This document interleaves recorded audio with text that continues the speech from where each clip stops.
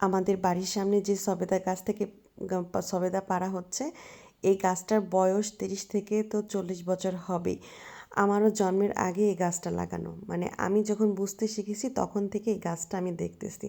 তো এবার ঢাকা থেকে বাড়ি যাওয়ার পরে আমার মা বলতেছিল যে গাছে কয়েকটা ফল হয়েছে, নষ্ট হয়ে যাচ্ছে, গাছ থেকে যেন ফলগুলো পারি।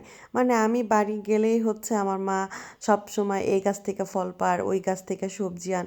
মানে আমি হচ্ছে একটু গাছ লাগাতে পছন্দ করি এবং গাছ থেকে ফল ছিঁড়তে পছন্দ করি।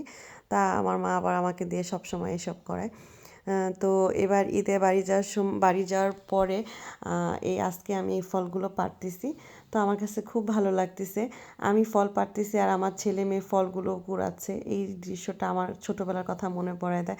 মানে আগে যখন এই গাছ থেকে ফল পাড়া হতো, মানে গাছে আমি যখন ছোট ছিলাম, বড়রা যখন ফল পাড়তো আর আমাকে দিয়ে এইভাবে মানে ফলগুলো কুড়াতো আর গুনাতো, আবার রোদে শুকাইতে দিত। মানে হ্যাঁ, এইসব মানুষের সময় কত তাড়াতাড়ি চলে যায়। আমার মেয়ে সুন্দর করে ফলগুলো তুলতেছে আর গুনতিছে, আমার কাছে খুব ভালো লাগতেছিল।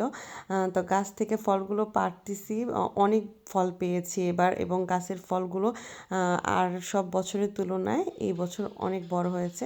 মানে অন্য সব সবেদা গাছে আমি দেখেছি যে এরকম ফল হয়, সেই তুলনায় মাশাল্লাহ মাশাল্লাহ অনেক বড় হয়েছে। মানে এই গাছে এবার ফলগুলো দেখে আমি জাস্ট অবাক, যে আমি সবাই বলতেছে যে এত সুন্দর ফল হয়েছে।